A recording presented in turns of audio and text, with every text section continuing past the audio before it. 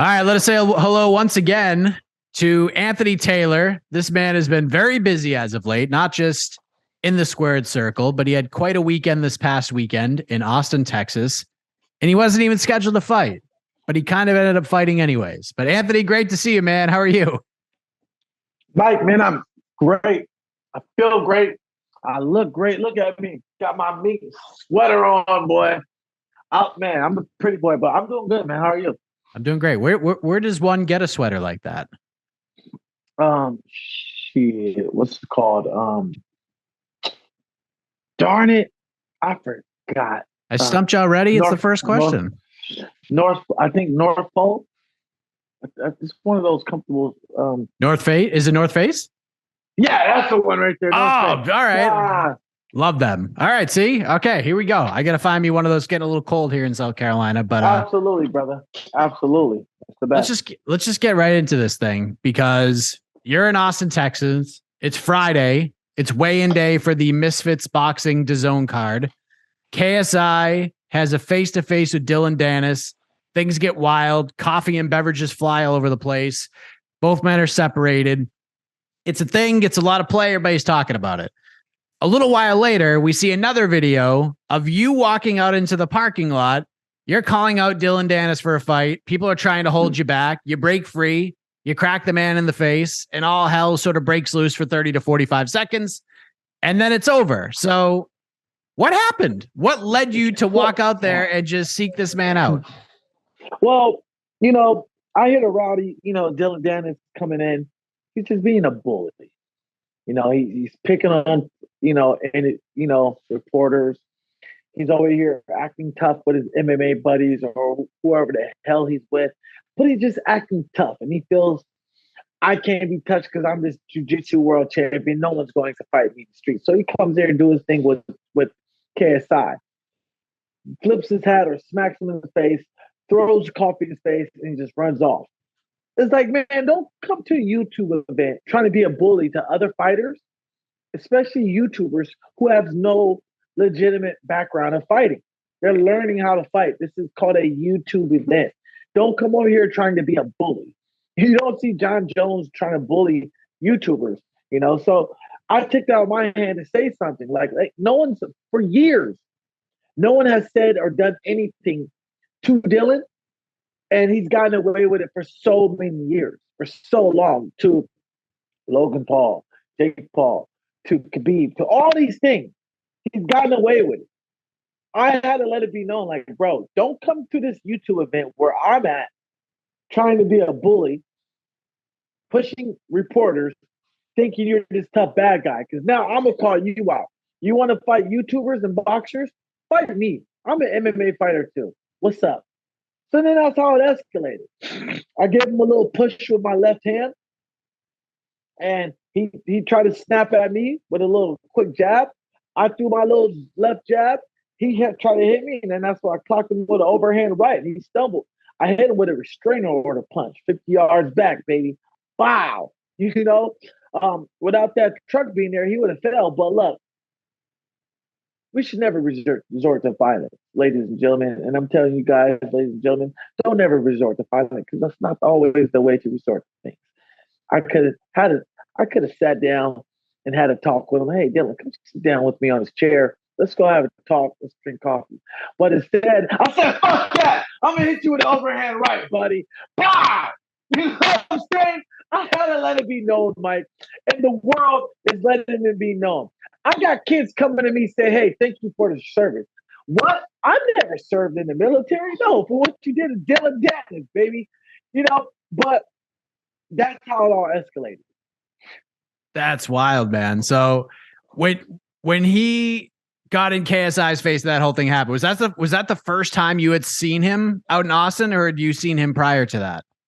That's my first time seeing him in general. My first time seeing him in general. I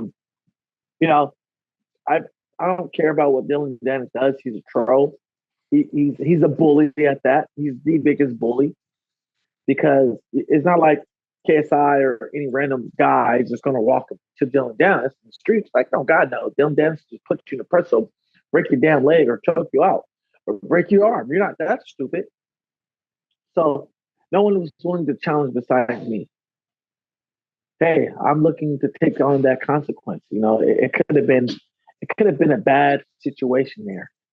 It could have been a very bad situation, the aftermath of me hitting him. But thank God there's no bad repercussion on that.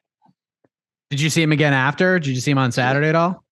No, I didn't see him. I didn't go. I didn't go to the event. They told me not to come. I respect their decisions and didn't show up. Because of that? Absolutely. Okay. Absolutely. So as you in that video, you landed the big overhand right. You said what you said. He stayed upright, but it looks like you knocked him into the back of a truck. Like you knocked his back into the front of a truck. Like he went back a little bit and he was like, oh, didn't see that. Like I haven't punched Dillon Danis in the face, so I don't know what it feels like, but like how clean was it? Like how clean was the landing? Was it like 80%? I caught him at the end of, I caught him with like a 30% because it came at the end of the overhand right, like the very end of it. It's not like I stepped into it where he caught the full whip. He caught the end of the whip of it, but not the full power of it. Like I said, about 30%. So if he doesn't have that skirmish with KSI, are you fighting him? Like, does that whole thing happen? I mean, look, man, Dillon ain't stupid to fight me. I don't see him fighting me, bro. Like, he's never gonna fight me. If he's been avoiding the duck, if he's been ducking and avoiding Logan Paul and Jake Paul for that many years, why would he want to fight me? Dillon just wants to be a bully, and he wants easy fights. He wants to be the guy that, hey, I want to fight this Quint because I know I can beat him. I mean, like on Friday, like if he doesn't get in KSI's face and the coffee and all that stuff, are you going out to talk to him and confront him, or do you think that wouldn't even happen at all? I'll just let him be. I just didn't like the fact that he was out here trying to bully. And me being a fighter is discipline. The biggest thing I despise is bullies. I mean, don't get me wrong, Mike. Self-defense is self-defense. But don't be antagonizing kids and reporters and other people trying to be a tough guy. So he was with reporters as well. He was messing with the reporters out there. Really? Like, just get out of my way. Get the fuck out of my way. Like after the fight with KSI and Dillon, Dillon went in the back and smashed his kid's phone, a reporter's kid's phone named Fred Beck. Smashed his phone. That's just bully mentality. We don't like that. That doesn't belong here. Have you and him ever gone back and forth on Twitter or anything? Because he's he's had a little beef with pretty much everybody. So is that like the first? I know it's the first time you've seen him in person, but have you guys even interacted on social media or any other forum before that? He said one thing about me fighting Tommy Fury, saying that he can beat me up. And I said, look, bro, you're more welcome to fight me after Tommy Fury. Like, you're right. I'm ready. I'm here for you if you want it. So I called him out and I'm like, hey, bro, I thought he was like a gardener or something, looking for a job, But my bad, Dillon. What did you think of the booking, Dillon Danis versus KSI in January? I thought it was a horrible matchup. Yeah, what? I thought it was horrible. Why? How so? It's equivalent of Jake Paul versus Ben Askren, but 7 years ago. You know what I'm saying? It's like, it's the same equivalent. We know the outcome is going to happen. We knew Jake Paul was going to knock out Ben Askren. We know KSI is going to knock out Dillon Danis. This is one of those fights where it's not like, ooh, it's going to be a good fight. Dillon Danis and KSI, this is going to be a great fight. We need to watch this. No, it's not like that. It's more like, shit, man. We already know KSI is going to beat up Dillon because Dillon's not a striker. He's just a jiu-jitsu guy, pure jiu-jitsu guy. Now, I can see if KSI was fighting Tyron Woodley, we're going to be like, yo, this is going to be a banker. We need to order and watch this. But KSI and Dillon is like, come on, man. We're getting Jake Paul versus Ben Askren vibes. No disrespect to Ben Askren, but Ben Askren can't strike.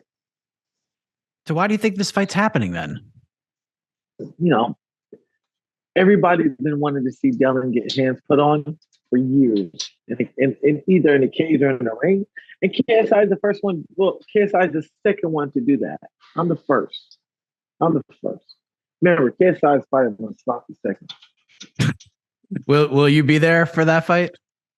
Possibly. Who knows? I've been in talks with other organizations, UFC, not UFC, Bellator, Global Titans, Misfits. I've made talks about me possibly returning back to MMA next year. So yeah. Yeah, I mean, you've been busy. You fought in October and won. You fought on the Floyd Mayweather Deji card. You won all 4 rounds. And my eyes and most people's eyes, it was an exhibition, so it's one of those like no resulters. But I think most people, anyone who watched that fight, felt you won. But I couldn't help but notice there might be something else on the horizon. I know you're talking to other promotions, but you got the eyes. I see it. So you got something else? Is there something on the horizon right now? Look, man. Don't be surprised if you see me and Floyd fight next year. Just don't be surprised. Floyd wants to fight. I want to fight. We just have to come together and kumbaya. So but don't be surprised. Talks are ongoing for this? Are we in the negotiation phase? But I wouldn't say we're in negotiation phase, but we can say we are talking. Okay. We are talking. I can't speak on it too much because I don't have nothing in writing, but all I can say is we are talking. Preliminary discussions? There you go. Preliminary discussions, exactly. It's called the pre-draft. Dude, honestly, every time I talk to you, I think back to like some of the conversations we had like years ago and where you've been and where you are right now. Now we're sitting here talking virtually. You're wearing a mink North Face sweater right now, talking about potentially fighting Floyd Mayweather. And you've sort of just manifested all of this. Like once you clicked, once everything started clicking for you and you were like, all right, I got this. You just threw this all out there and it's like all happening. Like it's crazy. Mike, I said years ago, Mike, I'm going to be one of the biggest stars in sports entertainment. Remember I told you that years ago. I'm going to be one of the biggest names to look at, trending on Twitter, going viral on Instagram. Everybody wants me to fight for them. Everybody wants me to do this. Interviews, that. Look, man, I manifested this moment. I knew I was meant to be a star. I just had to put it in place.